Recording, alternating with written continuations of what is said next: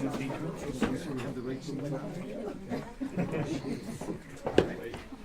this is the run-up show. Yep, you're kicking us off. Introducing the governor. Governor. Yep, the governor will introduce commissioner. Commissioner will introduce Chair Gray and superintendent, and then we'll kick off. Okay, and this person's here? I don't know. This Dr. person. Huntley is right there. Okay. Yes, she is here. Yeah. Okay. You'll introduce Chair Gray. Chair Gray, you'll introduce the superintendent. All right.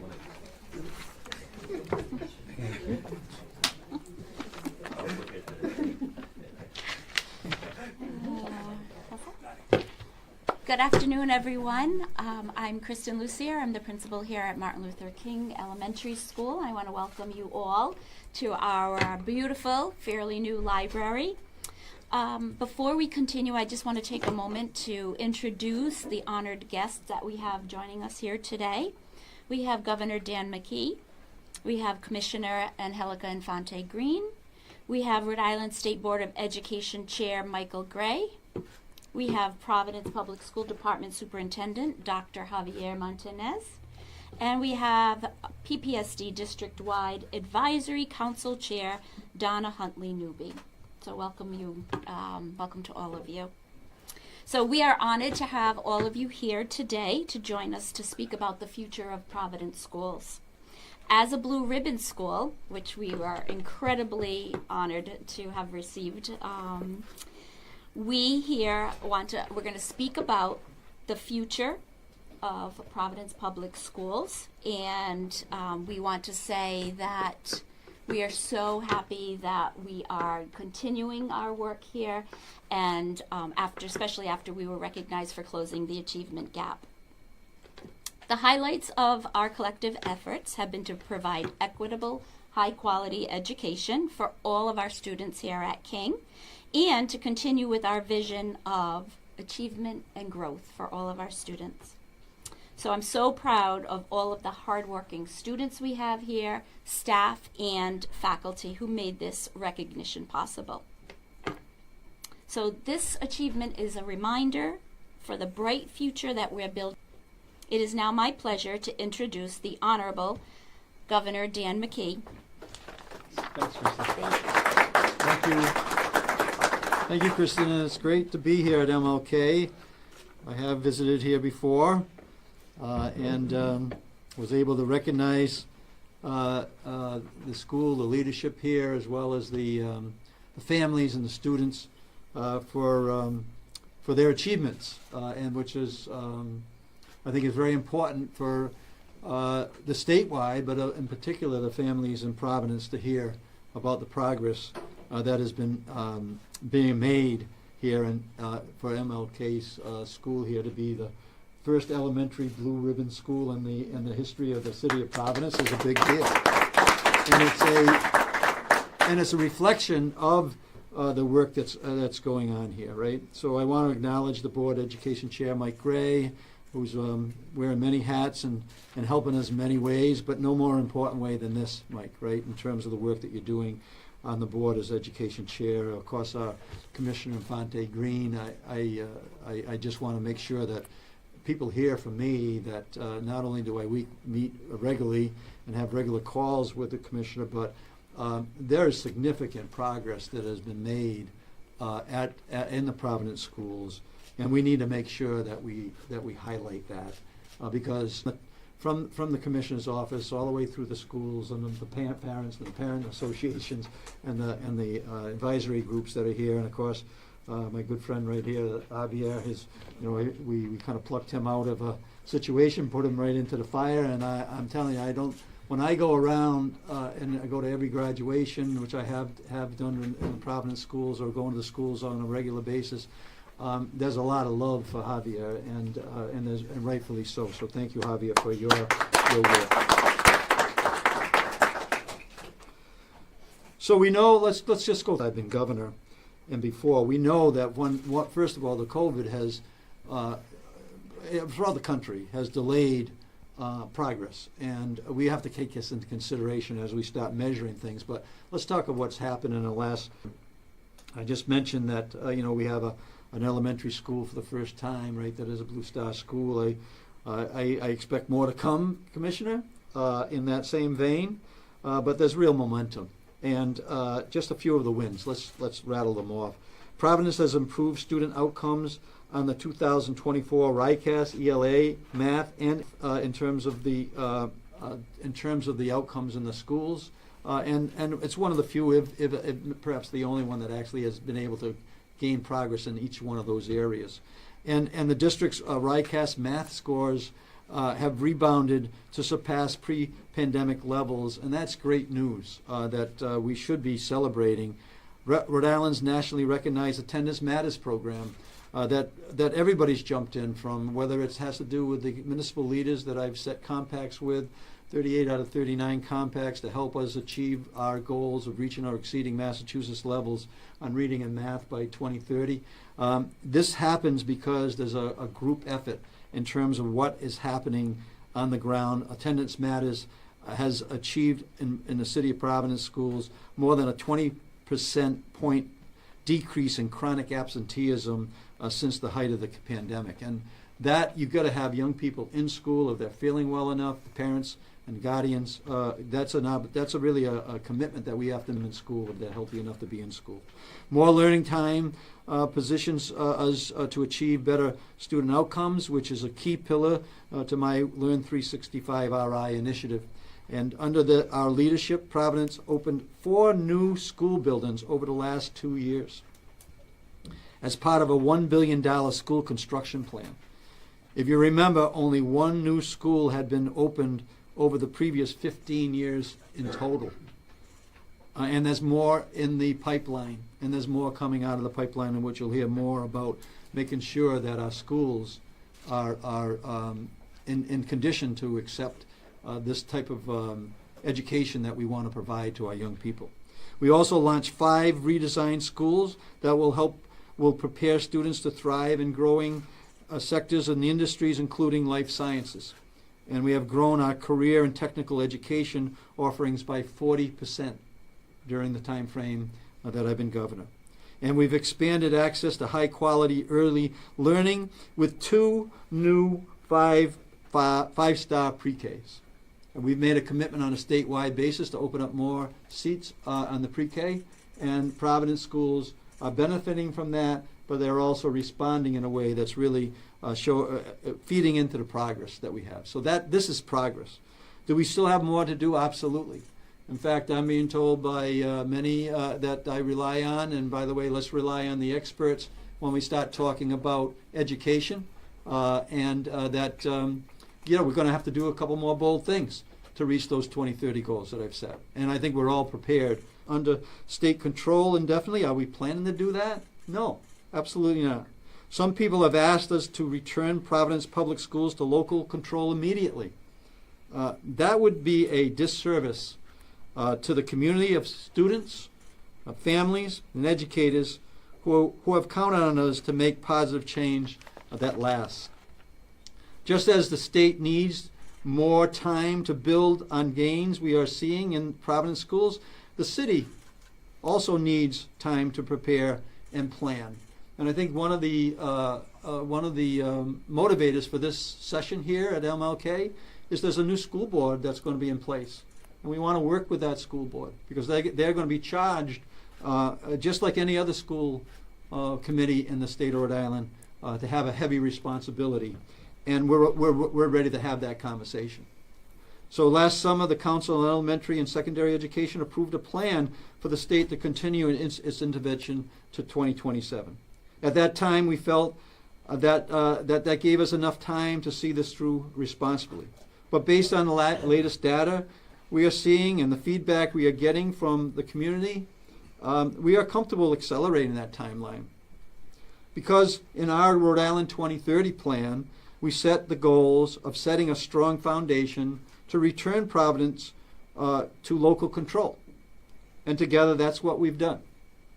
And as a result, the state will consider returning the school district to local control as soon as 2026, provided the city is able to prepare accordingly.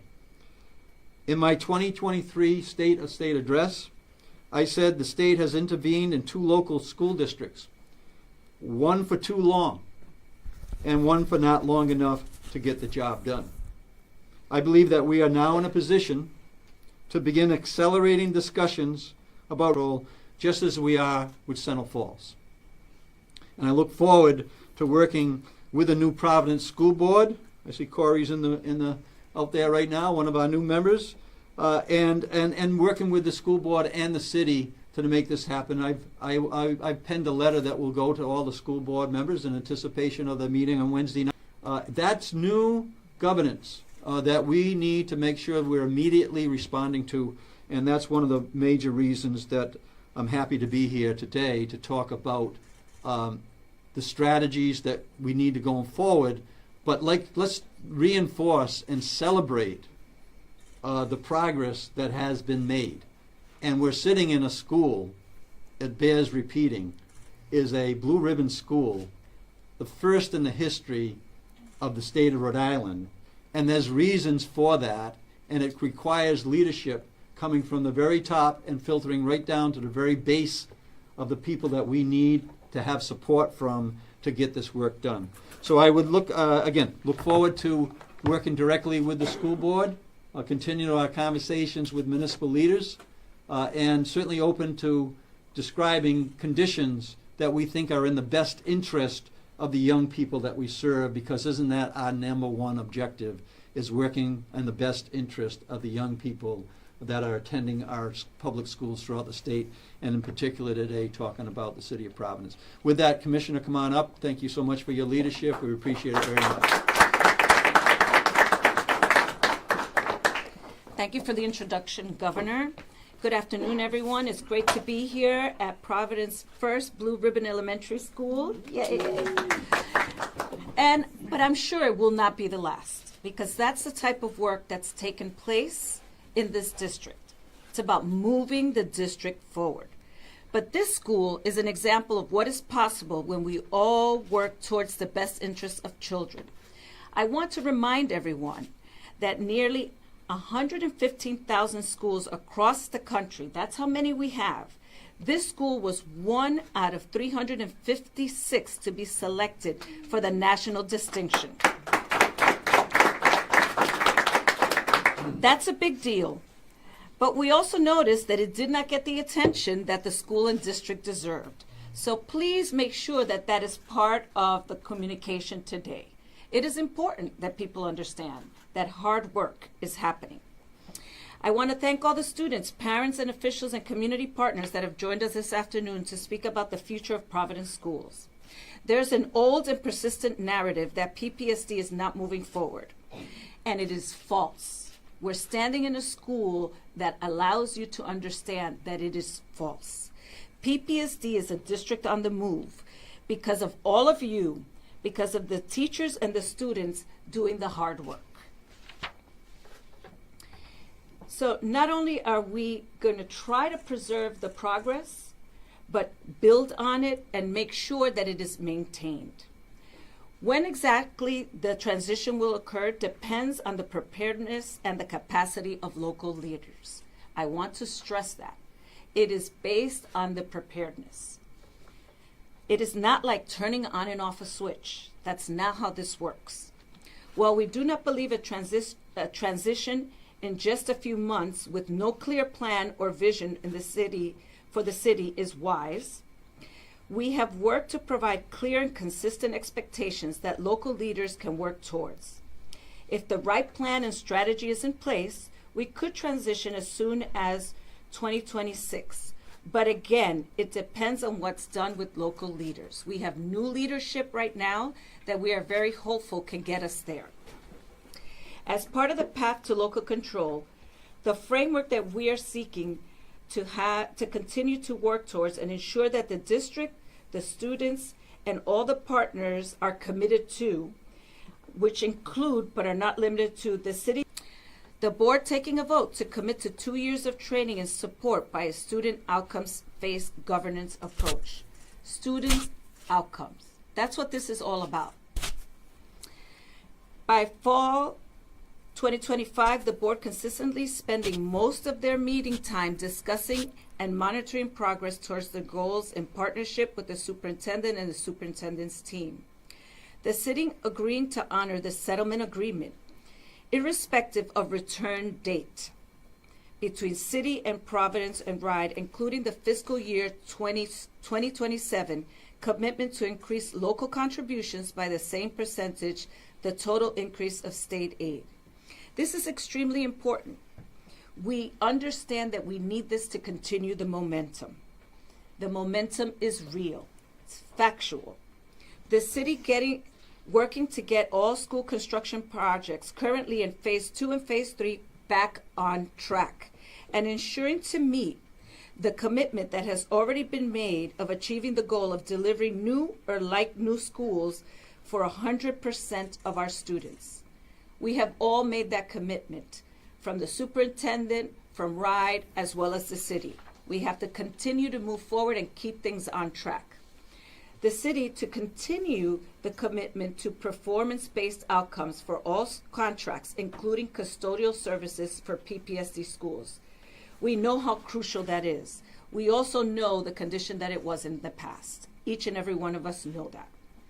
The mayor's office partnering with City Council, RIDE, and PPSD leadership and engaging the voices of communities like the ones that are here today to publish a transition plan that addresses critical questions.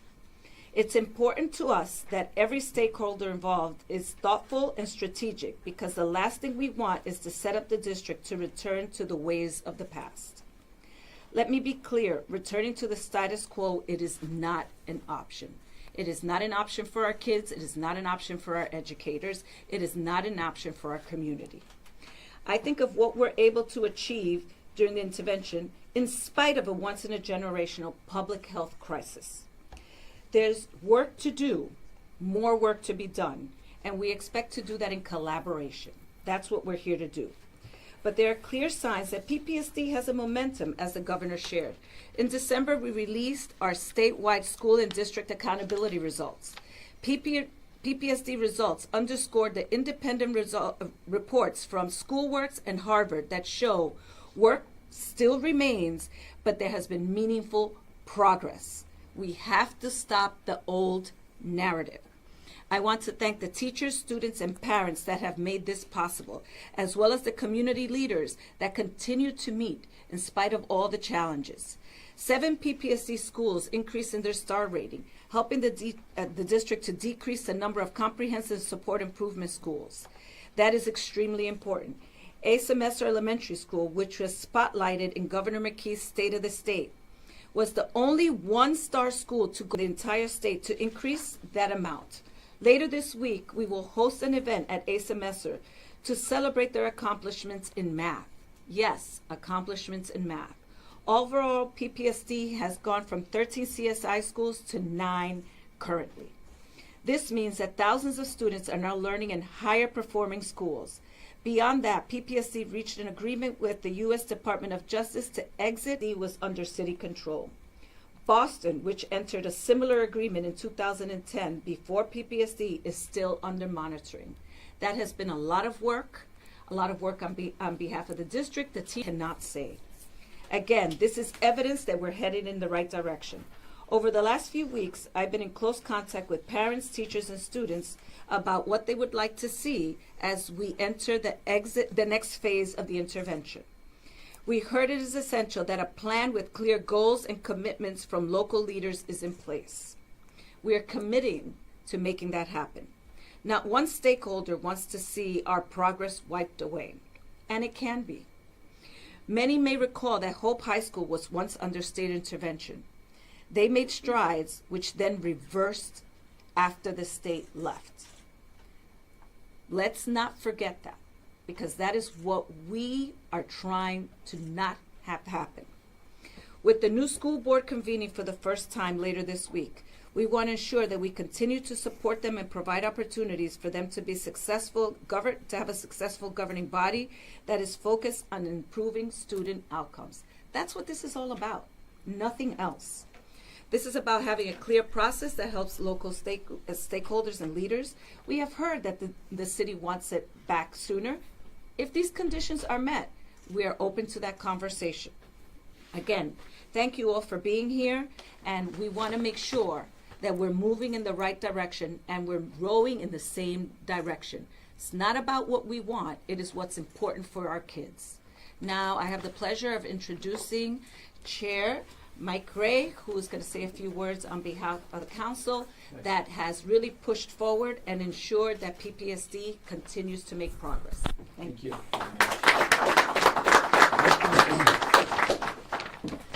Not sure if that clapping was for me or for her, but I'll take it. Hi, everybody.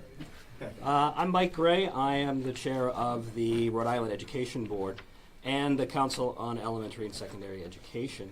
The K-12 Council is committed to ensuring that Providence stays the course and is able to provide students a world-class education. Throughout the years, we have seen that despite many challenges, Providence Public Schools has progressed. We've watched new 21st century schools opening up. We've joined celebrations for national awards like here at Martin Luther King Jr. Elementary School, the Blue Ribbon Award. We've seen the positive impact of investments in high quality learning materials and professional learning for teachers. We've watched state, city, and Providence Public School leaders row together to create a stronger system. Many of our council members have had deep experience in education and know that many of these accomplishments take a great deal of effort and work. It's not easy. It's not an easy task to turn around a school district. While we are pleased that the needle has been moved, it is paramount that local stakeholders are ready to continue to make headway in this effort. The framework released today will guide local stakeholders to develop a solid plan and vision for continued progress. While we believe local leaders have the opportunity to oversee the school district, and they will have it again, we must ensure that continued progress will be made. When the council voted to extend the intervention, we did so because we believed certain concerns and considerations needed to be addressed. This included ensuring the district has a strong governance body that's laser focused on improving the outcomes of students, and the district's finances were supported adequately by the city. We have not seen a transition plan or vision from the city yet, but it is our hope that local leaders will review this framework and make a commitment needed to continue to move Providence Public Schools in the right direction and back to local control. I urge local leaders to take this as an opportunity to demonstrate that we are willing and ready to take on the responsibility of Providence Public Schools. The council is confident that all stakeholders can come together and make unified commitment that benefits all our students and our teachers. We are very pleased to have the opportunity to work toward this with the city, because it is important that the schools go back to local control, but it is important that it happens the right way, it happens on the right timeline, and that we have a strong collaboration between the two. That's going to be key to a successful return to local control and then continued growth for our students because they deserve it. All of us who have been in some way involved with Providence Public Schools for a long time know our students deserve it, the community deserves it, and Providence is the lifeblood that feeds the state in many, many ways, and making sure that the students here have that success, starting here in our building, starting here in the city, and they can bring it throughout the state, and successfully so. And we're very excited about the opportunity to do that. Look forward to working with the city. Thank you. Oh, that's for me. I have the great honor of turning over the podium to Dr. Martinez. Thank you. Thank you, sir. You're up.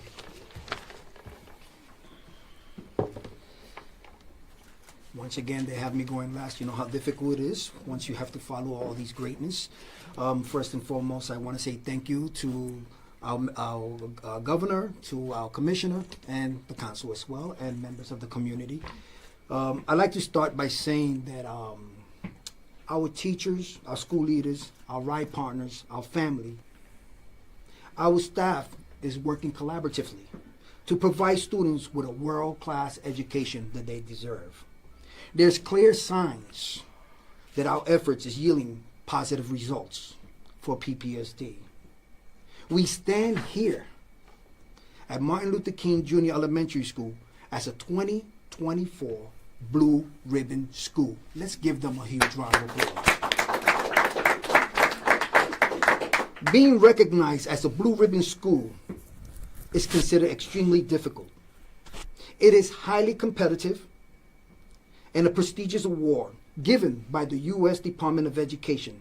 Essentially, it signifies that this school is among the top performing schools in the nation.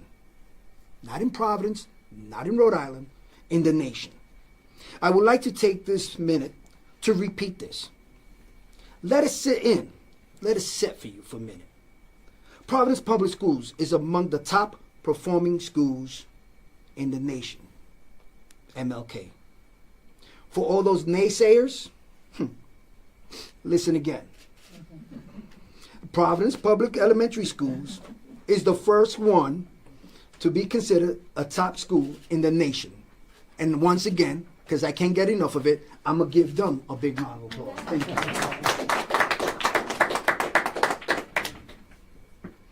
They are truly a shining star. So we're going to turn this a little bit, and we're going to discuss a little bit about the district survey that we did for families. We surveyed the families to get their feedback on their perception of the Providence Public Schools. What we heard, it aligns with the school works and the Harvard report. The family survey indicated that families feel more connected to our schools and to our children's school and our children. 77% of the families say they know how their child's performing academically. 68% of the families say their child received the required supports that they need. 70% of the families say that school shares academic strategies that they can use at home with their child. While we celebrate these accomplishments, let's keep our eye on the future because we know that there is a lot more work ahead of us to do. We take this feedback seriously and we're working to address all the remaining issues. We have some great schools, but we also have some schools of need improvement. As a district, we need to do more to amplify students' voice. As a district, we need to do more to support students facing challenges such as English as a second language or learning disabilities. As a district, we need to support students for more extended days, high dosage tutoring opportunities. As a district, we need to do more for our families, making sure they are part of the solution and working with the schools to make sure students are successful. I encourage you to look around and celebrate the accomplishments that we have done in Providence. This one is hard because I look back at my life and I reflect. Look at me. I am a product of this system. I was a student faced with learning disabilities, homelessness, violence, poverty. Yet, I stand before you.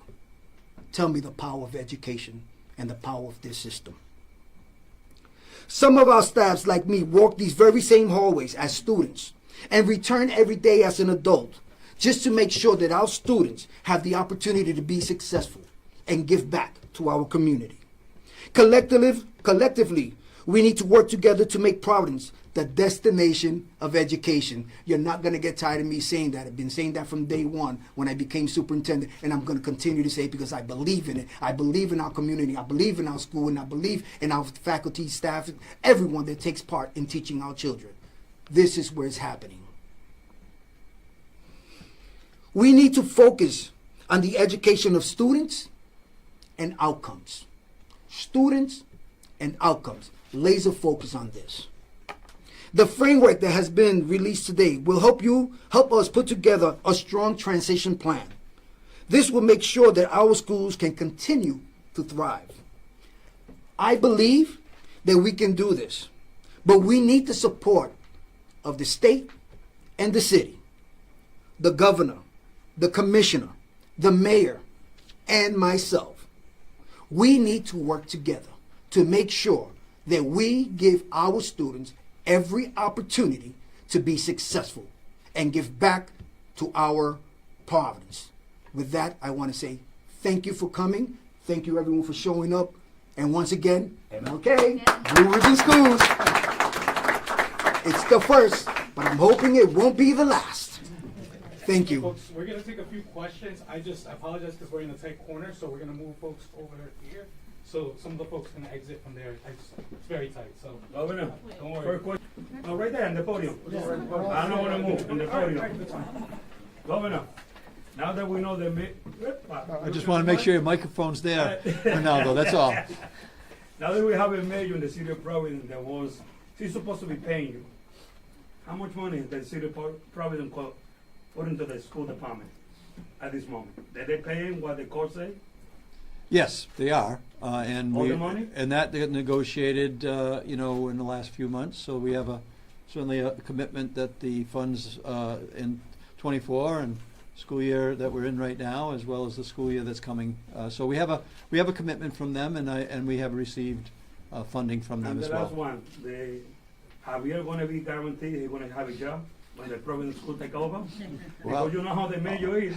The mayor's a traitor. He can stab you in the back. You and everybody else. I think I was very clear about how, the love that this community has for Javier, and I think I played a little role in him being in that spot.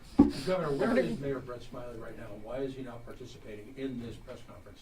Yeah, because I think what we needed to get out in front of this issue in terms of especially that the school board is going to be in place, and we needed to kind of lay out the storyline that you heard today that shows a great deal of success in the Providence schools, and we got to make sure that, and also we're obviously I pushed back against the idea of having a quick 2025 start to the governance going back to the city. And when the mayor asked me that in my office, I said, well, I can't support that, and if it comes to my desk, I wouldn't approve it. So we're laying out today that we're open to a discussion to really get down to the determinants that are going to really lay the groundwork for continued success, and that's why we're here today to kind of tell the story of the perspective of the core group that has been in charge of this school for the last couple of years, and the progress that has been made. But why not share that framework with the mayor in advance? You're talking a lot about collaborating with the city, but there's a noticeable absence of collaboration here today. No, I think that we were very, very specific about that question because I knew that was going to come up. That we have said that we're going to open up conversations with the new school board, with the municipal leaders. That's in my letter that the school board members will receive before they start their deliberations on Wednesday evening. So yeah, I understand that, and clearly it's spelled out in our communications that we expect that to happen. Governor, you have a list here of 9 conditions. Will you refuse to give the schools In terms of our commitment, as the commissioner said, we don't need another Hope High School repeat, all right? And so we're going to be, and I've been publicly saying I'm going to follow the lead of the commissioner along with the council and advice that I get, and then certainly I have a background on this area in terms of school improvement. I expect that my voice will be heard as well. But we got to make sure that the conditions that are set forth, and there's an agreement from the municipal leaders, along with the school board, along with my office, that we have confidence that this progress that you just heard about is going to continue. When you talk your opening offer to city leaders? No, I don't consider that at all. I think everything that's put in there is something that we need to agree that this is in the best interest of the students that live in, that attend school in Providence. Beyond school construction, can you point to specifics that were a direct result of the state's intervention in improving the school system, as opposed to just general concepts like you have elaborated on here? Well, so, I'm certainly going to hand it over here to the commission shortly, but I want to answer that question directly. I've been in this school. I've been in every single school in the city of Providence within the first 6 months of being governor, and I saw the condition of the schools that had been on the path to improvement, yes, but not enough improvement, and I certainly was pointing out things in this school that needed to be taken care of. And that is we've made significant progress. The Hopkins report is no longer a current report, and we got to make sure that the general public knows that. In terms of other issues, I'll let the commissioner weigh in on something, but we just outline significant progress on the RICAS scores, both on the math as well as the reading, and also the SAT. We also, we also have admitted that we got more progress to go. My goal in the state of Rhode Island is to make sure that we're meeting or exceeding Massachusetts levels by 2030, and we're open to many bold ideas. But I guess what? You can't get there unless you continue the progress that we're having in Providence, and so that's a top priority for me as governor of this state. Governor, that wasn't the question. The question is, what was the, if you will, the efforts directly from Yes. the state in this intervention? All right, I'm gonna switch. It looks like there's a Philadelphia Eagle fan here, but I'm gonna switch over here and let you outline the specifics. Let's not make any assumptions here. I'd be happy to do it, but I want the person and the crew that represents the people who've done the work to answer your question directly. Thank you. Well, Pat, I'm really disappointed in your question because we have been talking about this for a very long time. So I can rattle off 100 things, and I'll do a couple. No, I will. So you've heard the Harvard report about how the district has made more progress than other districts like size and makeup in New England. We have talked about curriculum. We have talked about having food pantries in our school because that's important for our kids to learn. Having consistent meetings with our DWEC and our PAC. Really making sure that there's professional development throughout the school year. Extending the school year. Having sessions during the breaks for students. Really having boot camps. Working with community leaders. What else? I mean, there's so many numbers of things aside from the Blue Ribbon School. That doesn't just happen. We also had 150 kids. We have 5 redesigned schools that are on the move, that are taking courses at Brown, that are taking courses at Rick. So that's just a few of them. But I will tell you the professional development is unbelievable. The work that the teachers are doing in the class, unbelievable. We no longer have classrooms that are raining inside of them. There is a long history of hope. Before we even did the statewide coming in to fix the buildings, we fixed the auditorium. We fixed the library. We worked with Brown University. I mean, there's so many things that I can go through every single one of them. We've opened more pre-K seats. We have more dual language seats. We've tripled the number of dual language seats. So many certified teachers. We have all the teachers trained in MLL, which is what got us out of the corrective action agreement. Not just our MLL teachers, but all the teachers. I mean, there's so many things, but we can send you the report because we put out the information every single year so that everybody has it.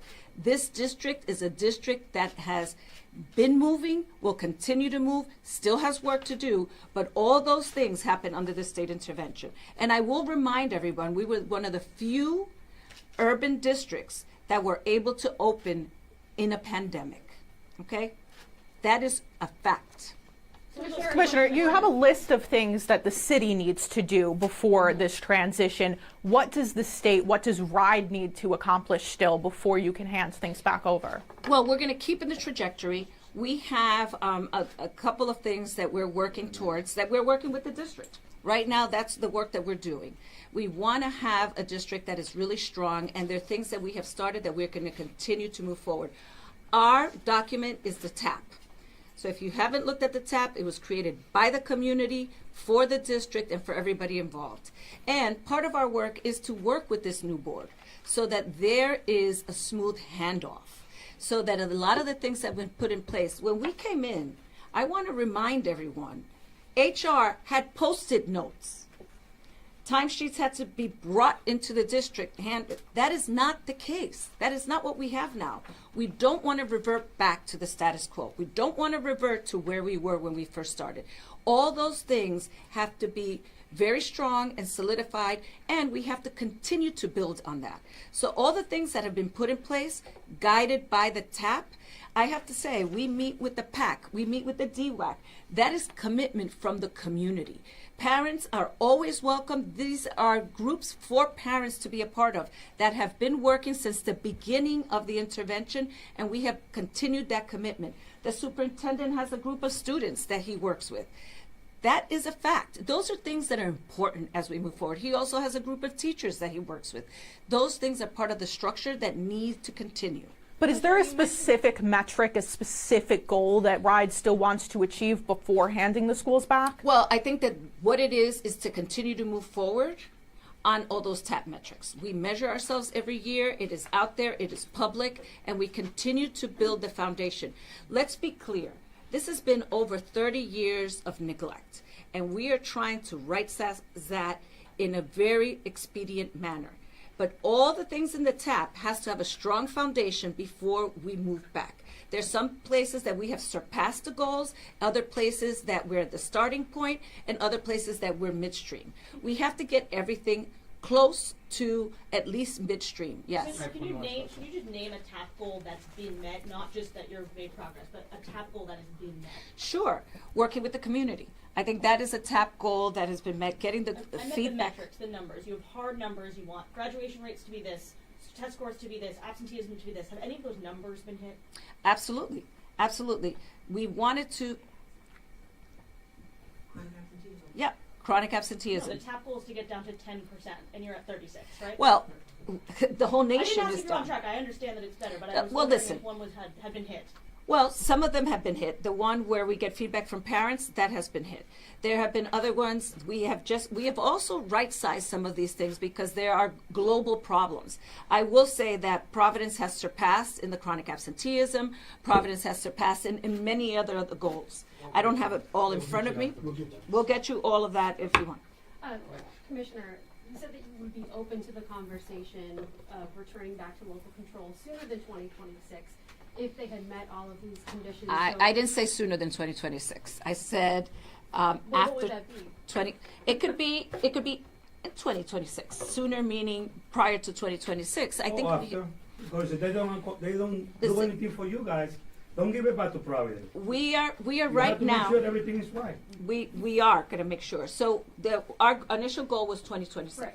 Right. We can go to 2026 because there's a desire for that to happen sooner if the criteria that we have laid out have been met. All right, thank you. When in 2026, the beginning of the What school? is the status of Central Falls? What do you mean the status of Central Falls? In terms of being returned back to the Central Falls?